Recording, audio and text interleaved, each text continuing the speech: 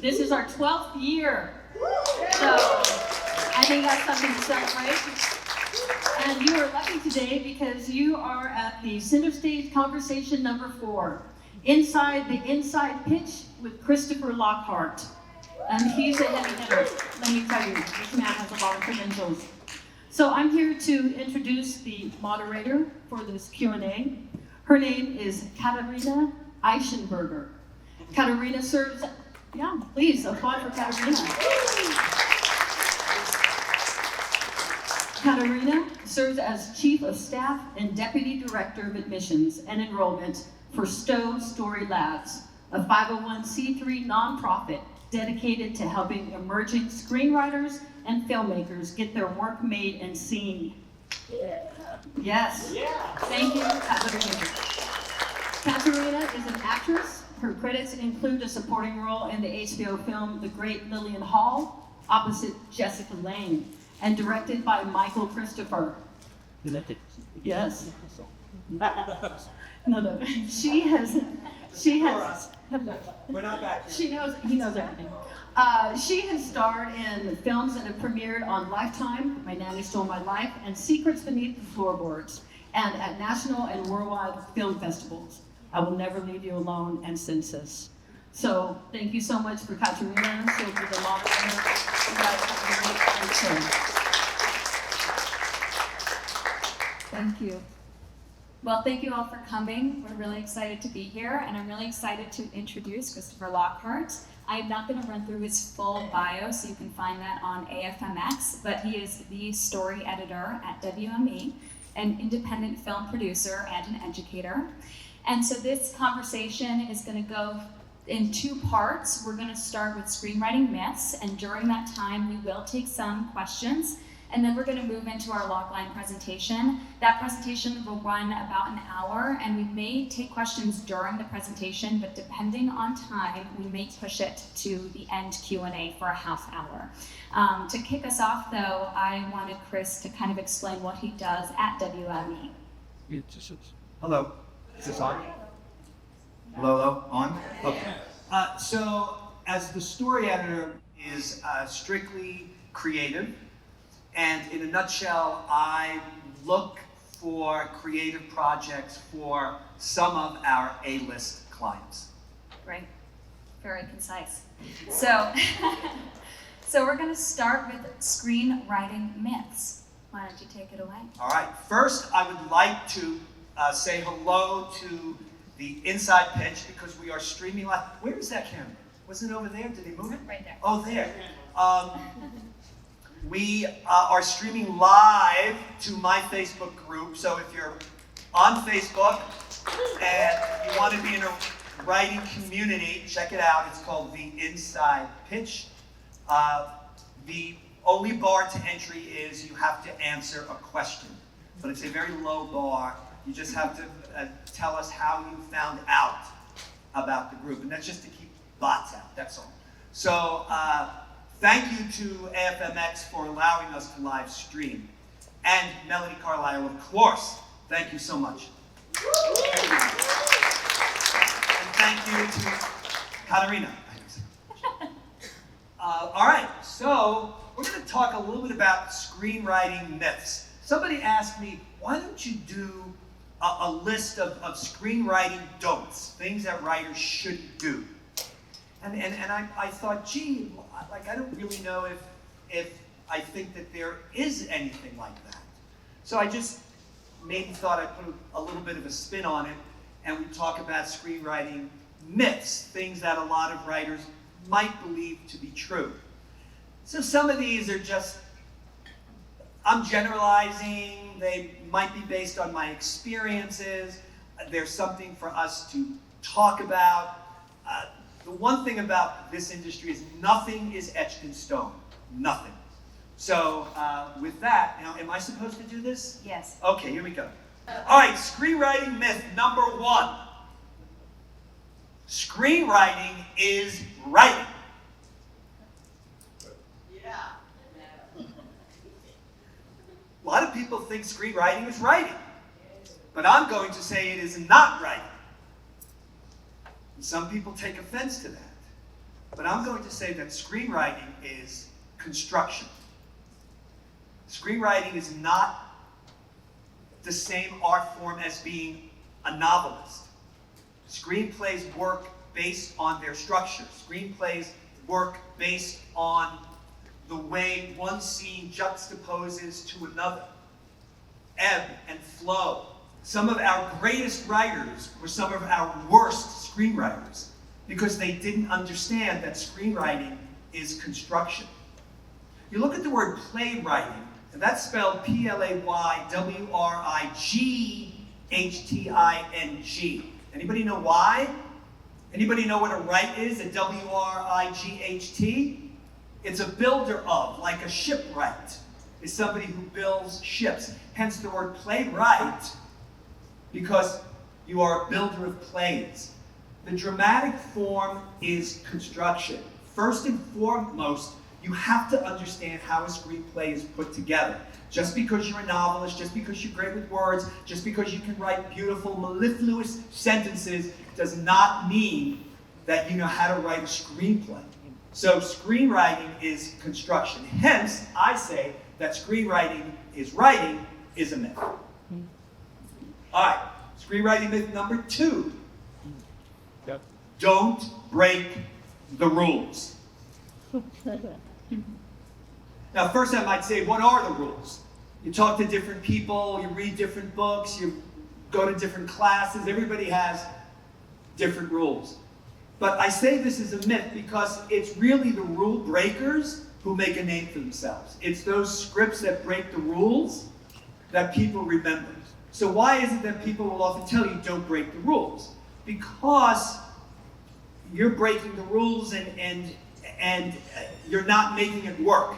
So when somebody reads your script and they pick on it because you broke a particular rule, like let's use voiceover.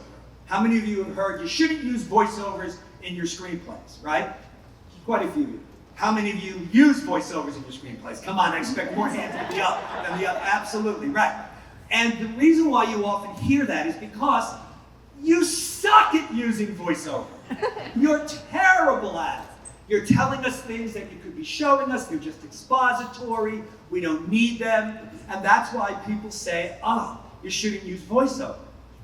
But for those who use voiceover well, let's say Goodfellas, or one of my favorite examples is A Christmas Story. Those are good examples of fun, proficient, useful voiceover. And when you read a screenplay that has lots of voiceover, often when I'll open up the script and there's voiceover, and I'll often say, gee, I wonder if this is based on a novel. And eventually I find out that it's based on a novel because the dramatist couldn't quite figure out how to make all that internal stuff external, which is what screenwriting is all about. It is an art form of externalization, because you are trying to cinematize rather than internalize. But regardless, if you can nail voiceover, if it's good, nobody will complain. The only time people complain about the rules being broken is when your script sucks. When your script is good, nobody complains about the broken rules. So specifically, a script like The Quiet Place does a lot of fun things in it. So when characters are quiet, it uses little tiny font. When there's a loud noise, it might use massive font that actually takes up a full page. It uses pictures to help illustrate things. I have no problem with that because the script works. Like if that stuff weren't in there, the script would still work. And so it just sort of adds to the reading and makes it fun. Now, what some writers will often say is, well, those writers, they're experienced, they're big established writers. I can't do that. Okay, so you don't want to copy, let's say, the likes of Aaron Sorkin. You want to write like Herbert Schlupp. So, if you want to write like Herbert Schlupp, okay, then copy Herbert Schlupp. Or you'd rather write like Aaron Sorkin, or at least understand the craft like he does, then do that. There's just, you are who you are. And the idea that you think that you're an amateur so you can't write like a professional is ridiculous. You're putting your script in front of professionals. All right, myth number 3. If you send your script to somebody, a producer, an agent, a manager, and you don't hear back, it's a pass. That's a myth. And why do I say that? Well, because it's highly likely that they haven't even read your script yet. Follow up. Always follow up.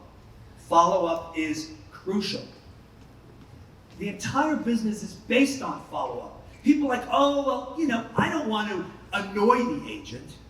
How do you think the agent makes a living? He annoys everybody nonstop. That's what they do. They pester people. So you need to be doing the same thing. So, quick story. I used to work at ICM, and which was an agency, it doesn't exist anymore. And we were moving from the Beverly Hills office to the Century City office, and we were cleaning out everything. And I found behind my desk a script, this was back in the hard copy days, a script that had fallen behind the desk 7 years earlier, with the cover letter attached that concluded with something like, looking forward to a speedy response. And that guy never followed up. If he had followed up, I would have said, gee, I don't know what happened to your script. Why don't you send me another one? So follow up is really important. Sometimes scripts get lost in email. You don't know what's going on. Follow up. You send your script. If somebody doesn't tell you when to follow up, give it 3 weeks. Then follow up. If you don't hear back, give it another 2 weeks. No one in Hollywood reads scripts. That's myth number 4. I do, but I think you're right. Like at this particular moment, nobody's reading scripts. There are a lot of other elements that seem to be maybe a little more important right now than scripts, like who the director is and how much money you have. Those things seem to be a little more important. Back in the old days, the script maybe was the number one thing. You could attach talent to a script if you didn't even have any money. That's getting a lot harder to do now. At this particular moment, that may not be a myth. Beware who reads your script. Beware. You're not going to let just anybody read your script. They're going to steal that. Because this guy just said nobody's reading scripts. So if somebody wants to read your script, let him read your script. Who cares who it is? Be the janitor wants to read your script, let him read your script. Believe me, he probably knows a big producer. Copyright your script. Don't be paranoid. Nobody's going to steal your script. You could put your script on Hollywood Boulevard with a $100 bill on it, and people would step over it. So you need to get your material out there. You have to share it with people. Just protect it. Just copyright it. Even though in theory, the moment that you finish the script, it's copyrighted. But you should still officially register it with the Library of Congress. And that gives you extra legal benefits if, God forbid, it ever goes into the courts, which it probably won't happen. You need to have a fan base. You need to let people read your script. The WGA is not a copyright. It's merely a timestamp. It is cheaper, but you have to renew it every 5 years for I don't recall how much the copyright is. It's not that much more. Let's say it's $40 and it lasts for like your lifetime plus 75 years. As opposed to the WGA every few years. And without the copyright, if you were to get into a lawsuit, there would be certain monies that you could not retrieve without actually having the official copyright. Should you do both WJ East registration, or not WJ East, I work with them, WGA registration and copyright? I would say, what the hell? If you got $60, why not? If you can only do one, Library of Congress copyright. Number 5, query letters don't work. I don't know if you've ever sent out a query letter, but people are like, nobody ever answers my query letters. They don't work. Nobody reads them. And there is definitely some truth to that. There are people who will just delete the query letter. But a lot of us are curious, so we might open it up and just see what it's about. The reason why they don't work is because what you're pitching doesn't work. That's why it doesn't work.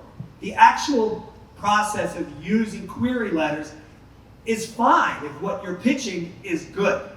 But most of the time it's not good, so it gets deleted. So don't blame the idea that you're not hearing back on your query because people are not paying attention to it. It's maybe because your query letter's not great. By the way, keep it short. Keep a query letter short. Start with a logline. Open it up with your logline because that's all anybody cares about first. Is because if the logline is intriguing, then they'll read more. Short. If you want to fill them in a little bit more on the story after the logline, couple of sentences, and then if you want to share a story about yourself that might be relevant, or perhaps why you're querying this particular person, so it doesn't look like it's a form letter, and then end it. Get out.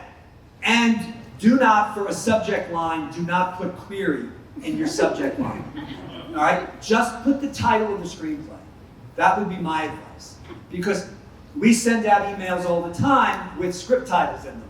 So if I get something with a script title, I don't know who that's coming from. I'm not going to delete it right off the bat. But if it says query in the subject line, then I can delete it right off the bat because I know, because you tipped me off. All right, number 6.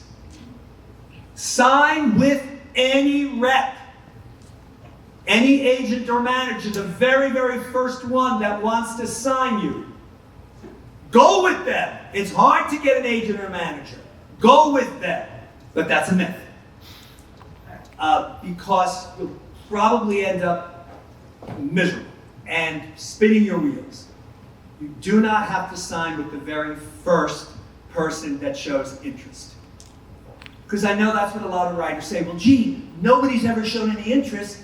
Remember, you don't work for the rep works for you. You're hiring the rep.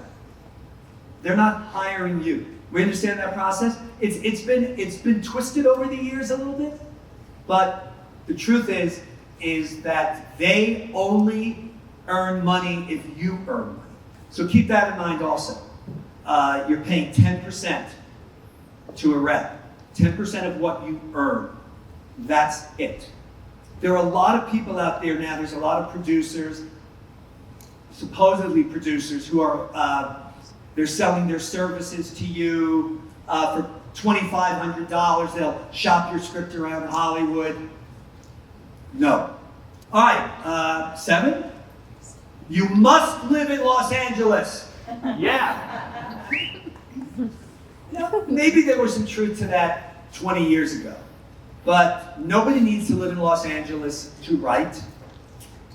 If you get a job, you might need to live in Los Angeles. Or who knows? Maybe you've got to go to New York, or maybe the writer's room is in Canada. But a lot of them are in LA. But you don't need to be anywhere but home to write scripts. Practical side of being in LA is that you can meet people. That you can network. And but the truth is that I meet so many writers who have moved across country to live in LA, and they're writing 8 hours a day, and then the rest of the time they're working. And I'm like, when are you networking? Oh, well, I'm not. Well, then you just, you could have stayed in Oshkosh. You didn't need to come out to LA. So Plus Zoom has brought the miles much closer. Cities are right next to each other, when on the map they're 3,000 miles away. So I don't want to see you in LA. 8, write in all genres. Doesn't that make sense? You should have a rom-com and a history script and an action script. You got to have 7, 8 different kinds of genres so people can see how diverse you are. I'm going to say that's a myth. And I'm going to say that's a myth because although there's certainly a practicality to it, just as you're exercising your writer muscles, but if you're trying to get a manager or an agent, they won't know how to sell you, because they would prefer that a writer be branded, that you're the action lady and you're the rom-com guy. Because that's how they sell you. Or let's say that you win a screenwriting contest and it's for an action film, and they're like, yeah, like this script is great. I can't sell it because of A, B, and C, but what else do you have? And then you give them this small indie drama that's set in one room, and they're like, oh yeah, that's a pass. So, consider branding yourself. Now, you can diversify yourself in formats. So let's say that you're like the horror writer. So, write a horror screenplay, write a horror short story, write a horror novel. There are writers being discovered right now, like this very moment, with short stories that they have posted to Reddit. My agency looks and signs writers who have put short stories up on Reddit. That they're like, wow, this story could be a movie, and then they sell that story. So if you're thinking it's only about screenplays, you are thinking small. But brand yourself and then branch out in the various formats. All right, number 9? 9. You're like, oh, thank God. Writers must write. It makes sense, right? Writers must write. So why is it a myth? It's a myth because writers have to do other things too. If you want a career, you're writing 50% of the time and you're networking the other 50% of the time. If you have a script and you don't have anybody to give it to, right, Jerry? That. You must be networking. So, I cannot chastise anybody in this room who's attending a film festival because you are networking, right? You're networking. Do you know the people that you're sitting with? Look around, say hello. Seriously, look for people that, all right, pay attention to me. Enough of that. But, go up, introduce yourself to people, network. That's how this business works. You never know how a connection is going to work for you. I cannot tell you how important networking is. For those of you who maybe don't live in a town where there's a nice community like this, there's social media. Look for the writers that you are fans of or producers and follow them on social media. Become a presence in their group. Not a stalker, but a presence. There's so many ways that you can network now. It doesn't necessarily have to be live and in person. So there's really no excuses anymore. All right, number 10, pay to play. Have you heard of that, pay to play? Not in this context. Sure.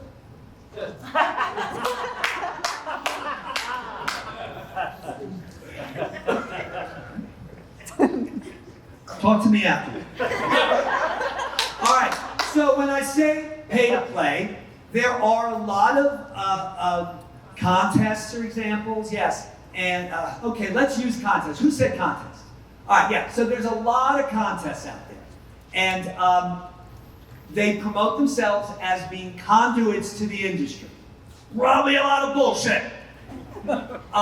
There are some The Nickel Fellowship is probably the best example of a contest that really provides entree into the business. The problem, though, is that while they can provide the entree, the script may not be what the business wants. So just because you win a contest doesn't mean that, you know, the business is going to genuflect to you. But these are ways to pay to play. Now, I'm not saying there's anything wrong with entering contests because it's fun. It gives you a deadline to write. If you win, you got something to brag about at Thanksgiving with the family. It's probably not going to move the needle for you very much in terms of a career, but so what? You know that at least in that moment, your script outshone a whole bunch of other ones. Nothing wrong with that. That is a merit badge. But I referred to something earlier where, especially on Facebook, they're all over the place. These producers, people who have like real names, or maybe they're even stealing names, or they're like the children of producers that you've heard of. And they're saying, let me shop your script around. $2,500, that's usually the start. I speak to many writers who confidentially tell me, yeah, you know, like I ended up investing almost $12,000 and they did nothing for me. When you meet that guy that says, I love your script, give me $2,500, I can make something happen. First of all, it's a red flag if anybody loves your script. And I say that because I've read over 60,000 scripts and I can count on maybe two hands the amount of scripts that I have truly, really loved. But every writer I meet, oh yeah, as a producer, he loved my script. And I'm like, yeah, I don't know, sounds fishy to me. Because everybody I know in the business, very rarely do I hear any of those people saying, I love the script. I love that script. So that's an immediate red flag. But you get pulled into it, right? It's like a siren song. Woo! Loves my script. Nothing wrong with courting that a little bit. You know, I tell people all the time, I'm like, look, take it slow. Don't say no. Never say no to anybody. Never say no until the contract is on the table. Always say yes. Take it as far as you're willing to. And then when it looks like it's fishy or they're asking for money or your firstborn, or they say, well, you know, I gave you 2 notes. I need to be a co-writer on the script. Then you know that it's time to back off. Use common sense. The question is, do you have any advice for people who want to go into TV writing? No, I think writing for TV is probably wiser at this particular time. I think that's where the work is, but it's hard to get. But that's definitely where the work is, and you need to be writing pilots.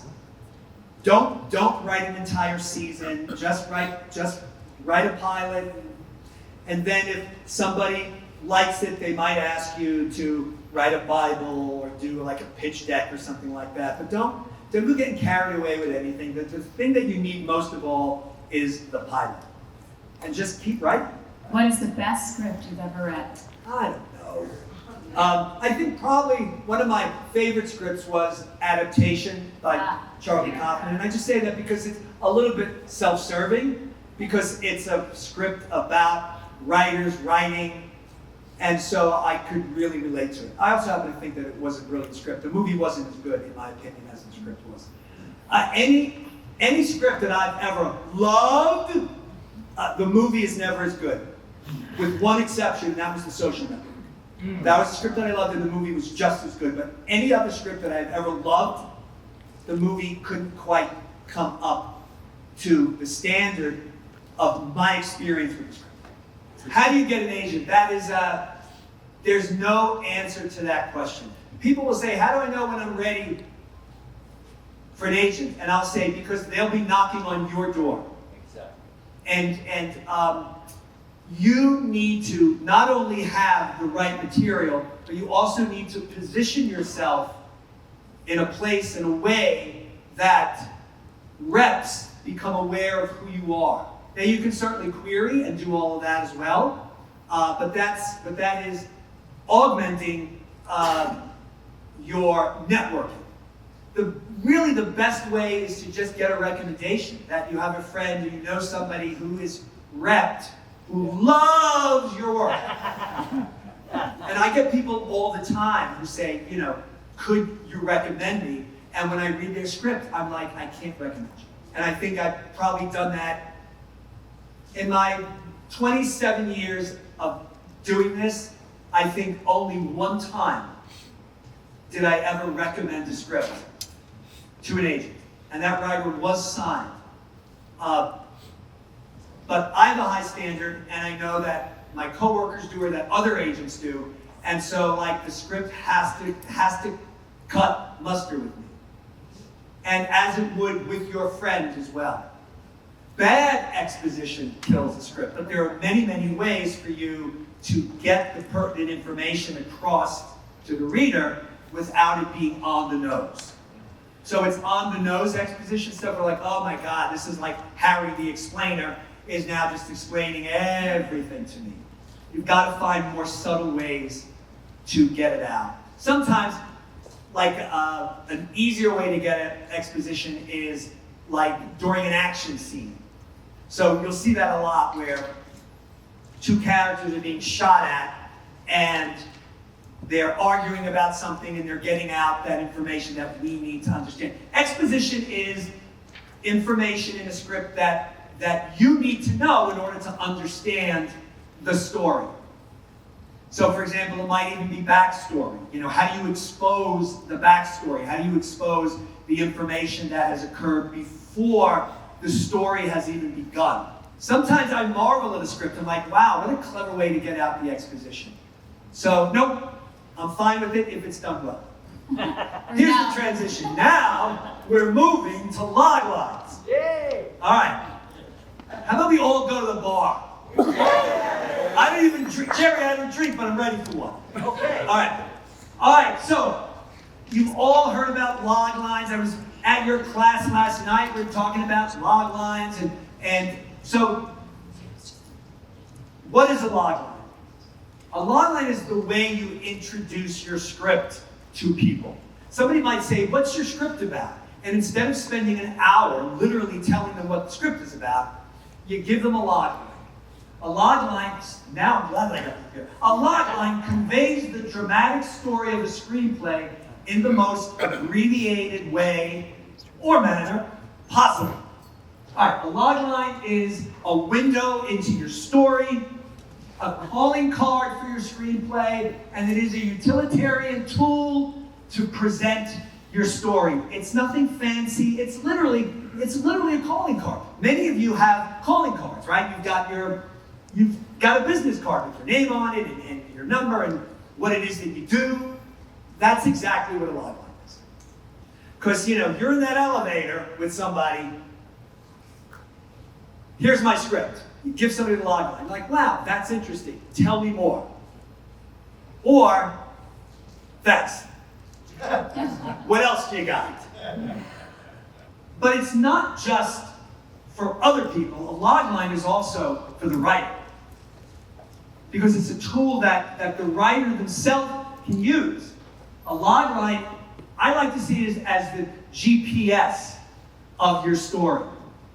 I always suggest you write a log line before you start the script, not after. Write it before because it's a litmus test. Does your script have what it needs? And then if your story changes as you're writing it, you change the log line. That's all. But it helps to carry you from the start to the finish because you know what the story is. It helps to keep you focused because you know, based on the log line, what it is that the character is doing. And as a result, it helps keep the story on track. See, when my voice goes up like that, that will be the... All right. A logline is not I was just ahead of us. A logline is not the final say in your story. A logline is not etched in stone. If you change your story, you can change your logline. It is a living, flexible entity. So always think of it that way. And it isn't something that you have to be afraid of. When it comes to a logline, you are not going to editorialize in your logline. This is a thrilling adventure! Do not editorialize. Loglines are not vague. They're not coy. You're not trying to be cutesy with the logline, and they're not poetry. We heard that one last night, got like a little bit poetic at the end. And that means it's vague, and loglines are really, really specific. All right, so what are the three basic, I like the way we move, I like us moving here, all right. So, what are the three basic elements of a logline? Do any of you have loglines with you? All right, so just, look at your loglines while we go through this. Or if any of you have written screenplays, maybe you don't have a logline yet. Think about these questions. All right, who is the protagonist? So who is that main character in your story? Everything's revolving around that character. What does that character need? And then, what stands in that character's way of getting what it is that they need? That would be some kind of antagonist or an antagonist force. So, who is the protagonist? What does the protagonist want? And what stands in the protagonist's way? Those are the three elements of a logline. You have those three elements, you sew them together, maybe a sprinkle in a couple of extra lines or a little bit of extra information if necessary, and you have a logline. It's that simple. So why is it that so many loglines don't work? Why is it that writers struggle with loglines?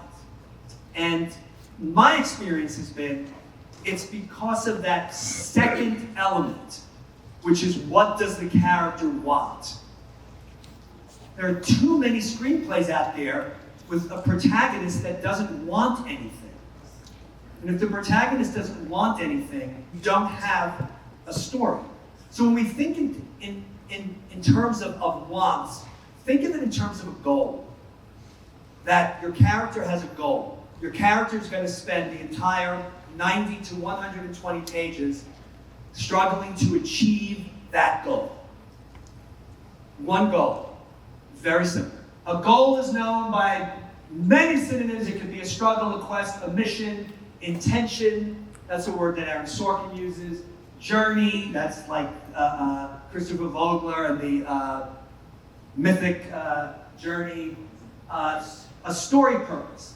The purpose of your story is that character struggle to reach their goal. So think of it in terms of a goal. And then if we really, really wanted to get into dramaturgy, think of it as a question. So once you have created this goal, once you know what the goal is, think of it as a question. So like in Jaws, the goal is what? Well, hang on. Who is the protagonist in Jaws? The sheriff. What does the sheriff want? Safe. Say again? Make the beach safe. Make the beach safe is vague. Come on! Kill the fucking shark! Jeez, come on! So the goal is to kill the shark. Let's put it in a question. Will the sheriff kill the shark? See, in drama, everything is about questions. That's what you do in your screenplay. You're constantly raising questions. That's what keeps us engaged. You're raising a question. Each page, you're raising maybe 10 questions. Maybe 1, maybe 10. Maybe you reveal the answer to that question on the next page, or maybe 20 pages later, or maybe not until the end of the script. But with this goal, that question is asked typically at the end of the first act, by the end of the first act, and by the end of the script, which is the climax, we know the answer to the question. When does the sheriff kill the shark in Jaws? The end. So if it's a question, will the sheriff kill the shark? What's the answer? Yes. Okay. So think about your script. Who is the protagonist? What does the protagonist want? Now think of that in terms of a goal. What is your protagonist's goal in your screenplay? Put it into a question. That's what we call a major dramatic question or a central dramatic question. Screenplays are based entirely around that central dramatic question or that major dramatic question. All right, let's use The Wizard of Oz. Who is the protagonist? What does she need? And what stands in her way?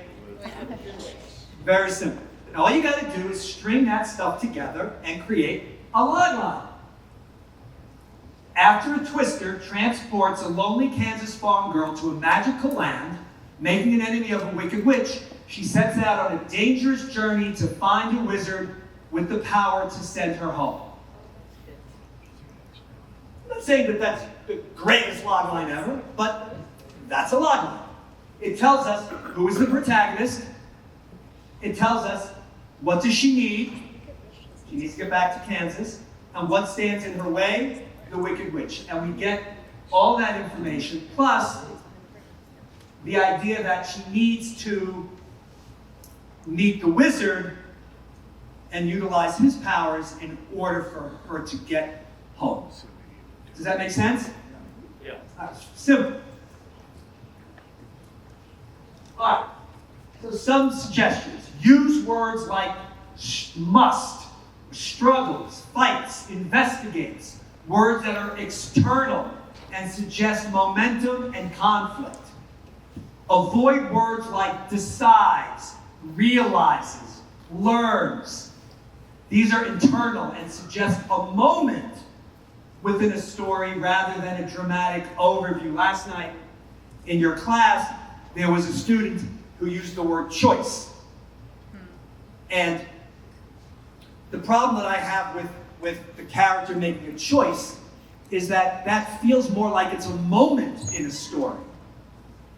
And so I have to ask myself, so how do you maintain 120 pages on a choice? I'm not saying that it can't be done, but if I can't see it, I'm not going to read the script. It's a pass.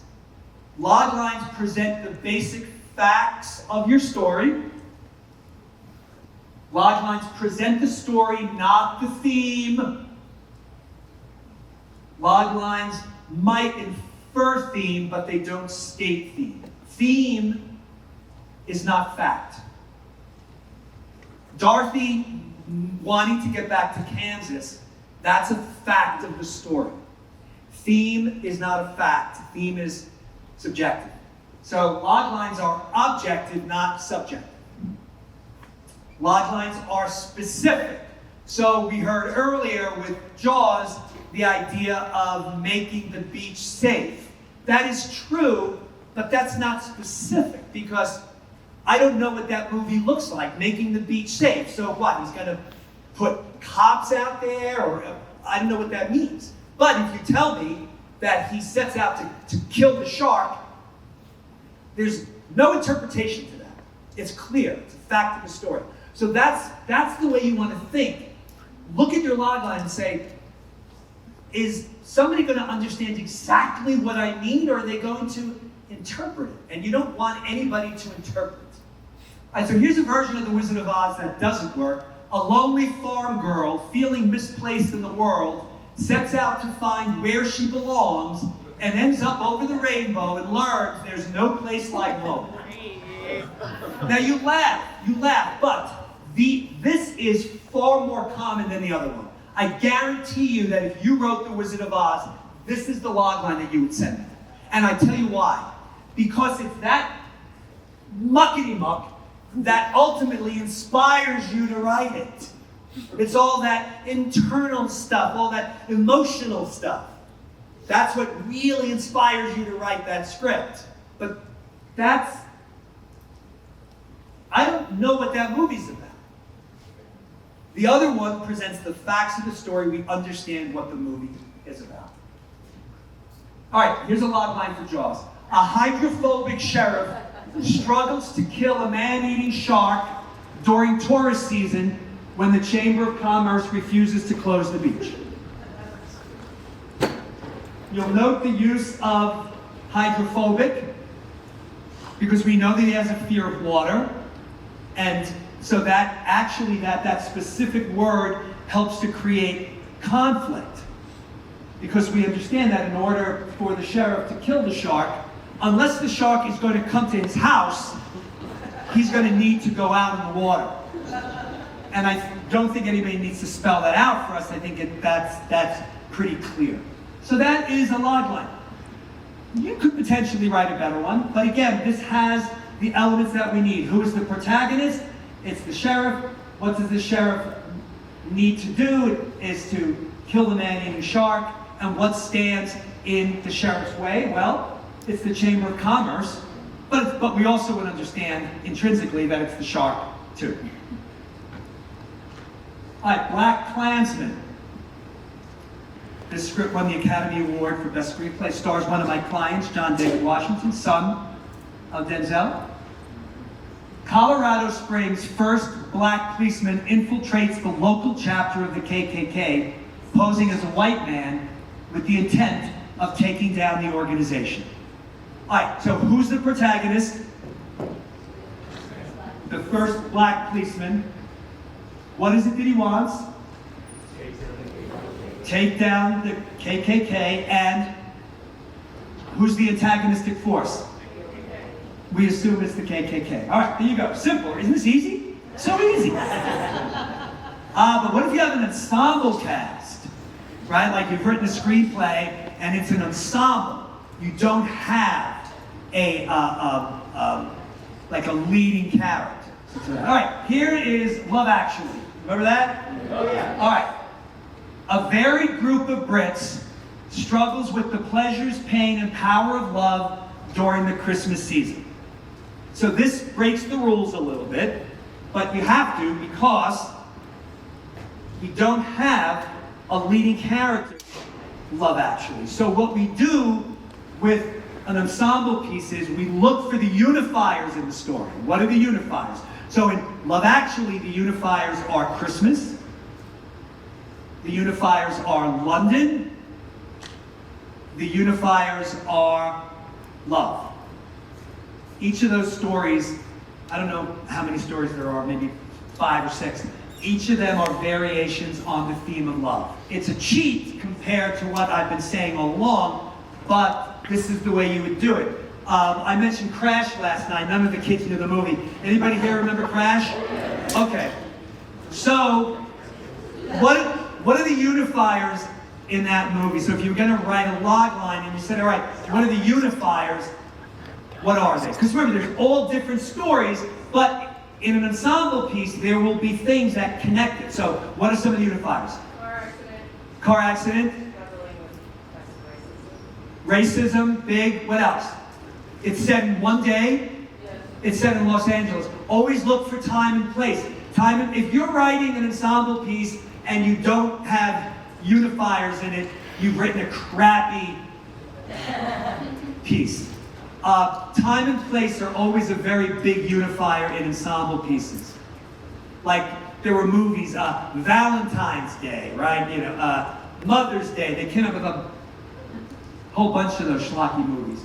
All right, what if you have a two-hander? So a two-hander is a movie where you've got what appears to be two leading characters, like Lethal Weapon. You've got Mel Gibson and you've got Danny Glover. So how do you write the log line? Well, the story usually belongs to just one character. Both might have big roles, but just one is the protagonist. So if we were talking about Lethal Weapon, whose story is that? It's Mel Gibson's story. Yeah. Training Day, don't look. Whose story is it? It's Ethan Hawke's story. So I don't understand, why is it that Denzel wins the Academy Award for Best Actor and Ethan Hawke gets the Best Supporting actor nomination. Doesn't that mean that the story must be Denzel's? No, because that's all politics. That's got nothing to do with drama. So a logline for training day. This actually was the logline that I wrote for training day. Training in the narcotics unit with the corrupt LAPD detective, an idealistic cop struggles to survive his first day when he finds himself caught in the middle of his partner's dirty deal with the Russian mob. So who's the protagonist? It's the idealistic cop. What does he want? He wants to survive his first day. And what stands in his way? It's his partner, the very guy that he's supposed to trust. All of us could see Oppenheimer. All of us could understand who's the protagonist, what does the protagonist want, what stands in their way, and we could still write different loglines. We would all be close. So there's no right or wrong way per se, provided that you are including that information, those three elements. A brilliant scientist struggles to develop the atomic bomb and grapples with its consequences while fighting charges of communism. Sound of Freedom. After rescuing a young, remember this movie? Mm-hmm. Made like a lot of money. After rescuing a young boy from ruthless child traffickers, a fervent federal agent learns the boy's sister is still captive and embarks on a dangerous mission into the Colombian jungle to save her. So we've got who the protagonist is, what it is that he wants, and what stands in his way. Anything else? Thank you. Thank you all. We'll have Kira close us out. All right, Kira's going to close us out.